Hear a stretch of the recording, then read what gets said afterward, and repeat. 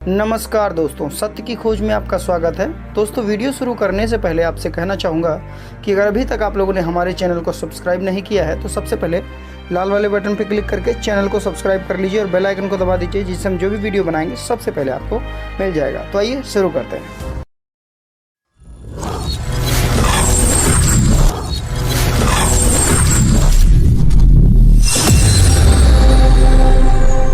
दोस्तों, 21वीं सदी में जैसे जैसे दुनिया आगे बढ़ रही है वैसे वैसे कुछ ऐसे मानसिक बीमार लोग भी हैं जो देश को आगे बढ़ने देना भी नहीं चाहते हैं।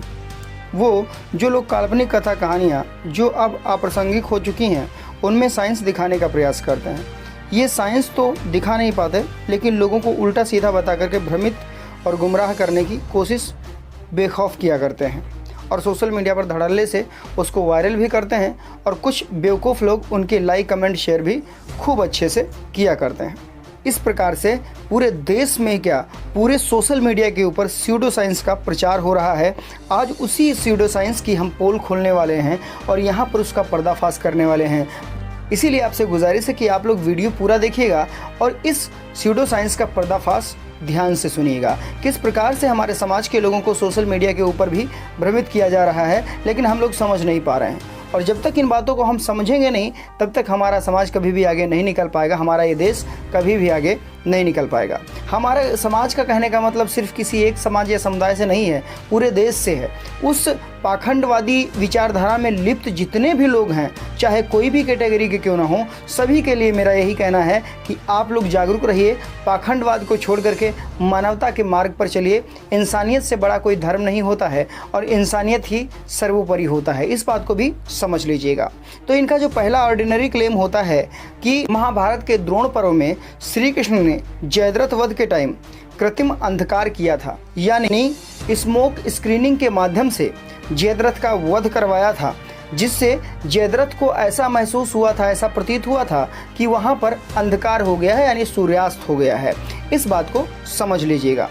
तो इसकी सच्चाई यह है कि दरअसल जो महाभारत का लेखक है उसको इतना भी पता नहीं है, इतनी भी जानकारी नहीं है कि जो स्मोक स्क्रीनिंग होती है, जो स्मोक स्क्रीनिंग का इफ़ेक्ट होता है और स्मोक स्क्रीनिंग का प्रभाव होता है, वह सभी पर होता है। जितनी भी ऑडियंस होती है, जो देखने वाले होते हैं, सभी पर होता है।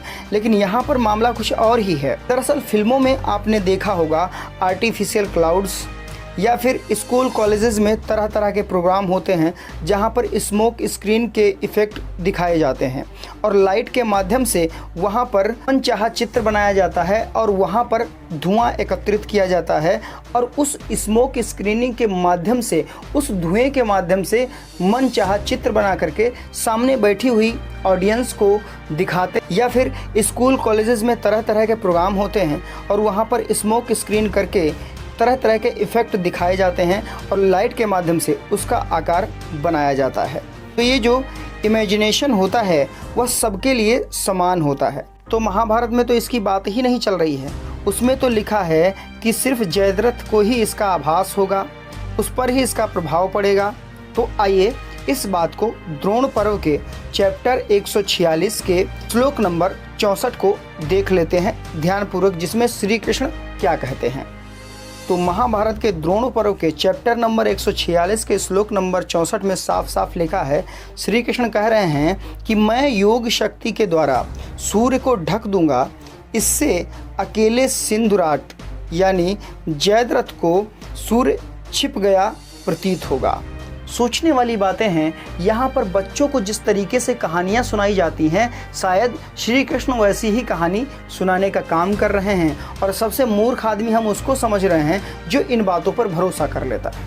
ही महाभारत के द्रोण पर्व का 146 ही चैप्टर है और उसका 68 नंबर श्लोक देखिए क्या कहता है। श्लोक कहता है, तब कृष्ण ने योग शक्ति के द्वारा सूर्य को अंधेरे से ढक दिया। सोचने वाली बातें हैं दोस्तों, विचार करने वाली बातें हैं। मतलब सूर्य को उन्होंने ढक दिया और वह आभास सिर्फ और सिर्फ जयद्रथ को ही लग रहा था। ये मजाक चल रहा है या इस प्रकार से मजाक करके लोगों को भ्रमित करने की कोशिश हो रही है?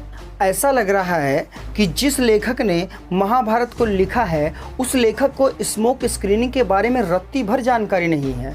अरे वो तो चमत्कार की बात कर रहा है, चंपक नंदन, बैटमैन, स्पाइडरमैन जैसे जहाँ पर लेखक स्वतंत्र होता है और वह कुछ भी लिखने को उतारू हो जाता है, उसी प्रकार से यहाँ पर चमत्कार दिखाने की कोशिश चल रही है। लेकिन ये हमारे समाज के लोगों को समझ में ही नहीं आता, पता नहीं क्यों। तो इससे यह साफ साफ पता चलता है कि जो स्मोक स्क्रीनिंग के लिए महाभारत में श्लोक लिखा है और जो स्यूडो साइंस प्रचारित किया जा रहा है धड़ल्ले से, उसका आपस में कोई भी लेना देना नहीं है। किसी बेवकूफ़ आदमी ने इसको इकट्ठा करके और अपने मन से गढ़ के यहाँ पर सोशल मीडिया पर प्रचारित करने का काम कर रहा है और यहाँ पर भ्रमित करने का काम कर रहा है। दोस्तों, दी हुई जानकारी अच्छी लगी हो तो वीडियो को शेयर मारिएगा, जिससे अन्य लोगों में जानकारी पहुँच सके। वीडियो को लाइक करिएगा, कमेंट करके ज़रूर बताइए वीडियो कैसा लगा। मिलते हैं अगले वीडियो में, तब तक के लिए नमस्कार।